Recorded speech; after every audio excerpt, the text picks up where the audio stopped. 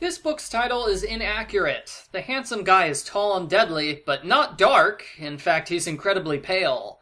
This is mentioned several times. It's also mentioned how he gets perfect grades in school, so maybe he's more like tall, dork, and deadly. Am I right? Argofont Book Review, Argofont Book Review. We start by recapping the last 3 books in the series. The girls all went to summer camp where they met super hot guys. Love and drama happened, some people got lost in the woods, and apparently there was a mad axe murderer. That 100% sounds like a story this series would do. Jessica loses an earring. She and her friend Lila dig through a dumpster to find it. Jessica is distracted by a frightened kitten who's stuck in a tree. She rescues the cat while a creepy man watches her from the shadows. He admires Jessica's perfection, then fantasizes about biting her neck. What is he, a vampire? Creepy guy wipes blood off of his hands and walks away. Not long after, Jessica finds a corpse in the dumpster. How horrifying! The dead body belongs to a student from a different high school. Somebody murdered him by draining all the blood from his body. There are 2 fang marks on his neck, and oh dear, this is a vampire love book. Oh geez, I was just joking about vampires earlier.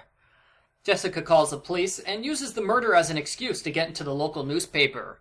As in, she flirts with the newspaper photographer and makes a point of posing by the crime scene, with the cat. Someone was killed and Jessica uses it to get herself publicity. Jessica is a horrible person.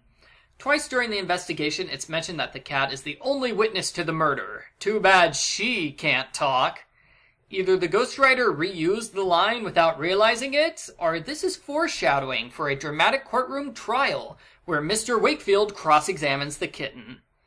Meanwhile, Elizabeth is having love problems. Oh, isn't she always?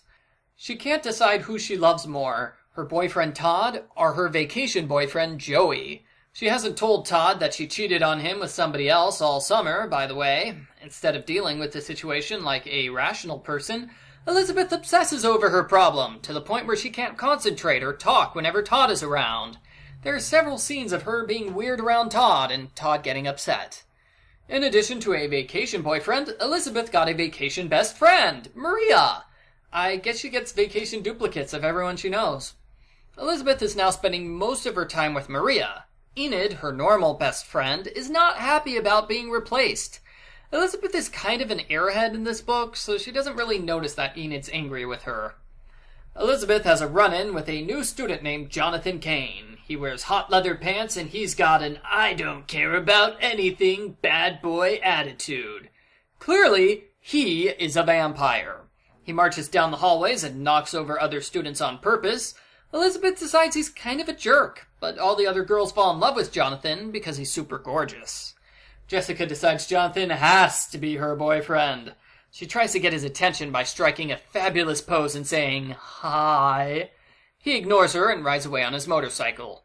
So the next day, Jessica purposely drains her car battery. She tries to get Jonathan to charge the battery for her, but again, he ignores her and rides off on his motorcycle. Jessica is furious, but she still wants to date him, because he's hot and she has low standards. Jonathan starts warning Jessica to stay away because he's dangerous. He eats little girls like her for breakfast. That's not something you want to hear with a vampire murderer on the loose, but Jessica doesn't understand that no means no, so she tries even harder to get his attention.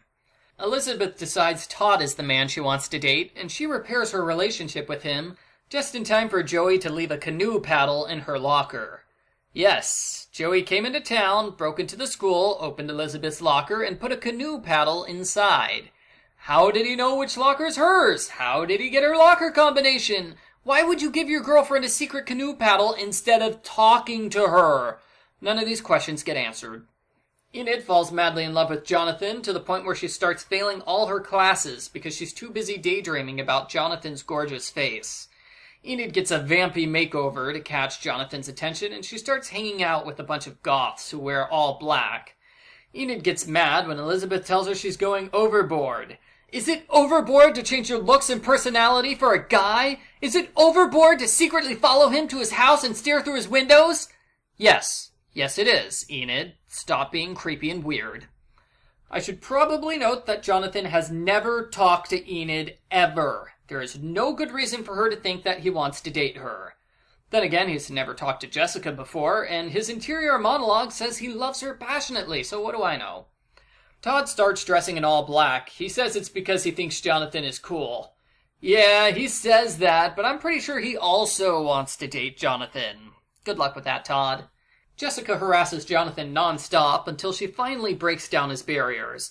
He gives her a ride home on his motorcycle, which is against Wakefield family rules, ever since Elizabeth had a motorcycle-induced coma that turned her into Jessica. What? That doesn't make any sense. But somehow I'm not surprised that was a storyline in the series. Elizabeth sees the motorcycle ride and gives Jessica a lecture on motorcycle safety. She warns Jessica to stay away from Jonathan.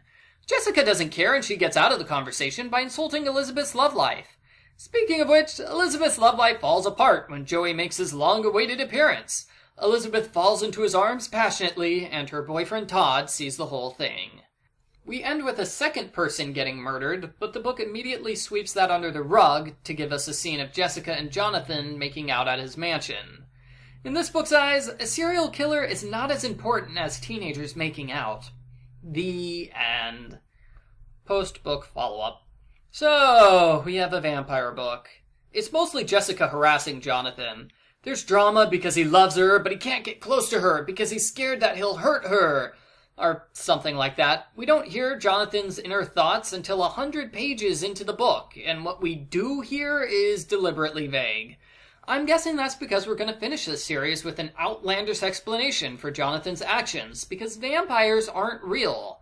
Like, maybe he's trying to cover for the fact that his twin brother is a serial killer. There are 2 creepy scenes with the murderer, but the book goes out of its way to avoid saying the killer's name. He's always called the young man. This makes me think that Jonathan is not the killer. At one point in the book, Jessica mentions that her vacation boyfriend died. That makes 3 books in a row I've read where Jessica has a different dead boyfriend. Why is that everybody who dates her ends up dead? You know what? I bet that is why Jonathan doesn't want to date Jessica. He wants to stay alive. I liked the first half of this book. The murder was interesting, and it was entertaining to see Jessica fail to capture Jonathan's attention. The feuding between Elizabeth's 2 best friends was also interesting, but I didn't like the Elizabeth-Todd drama.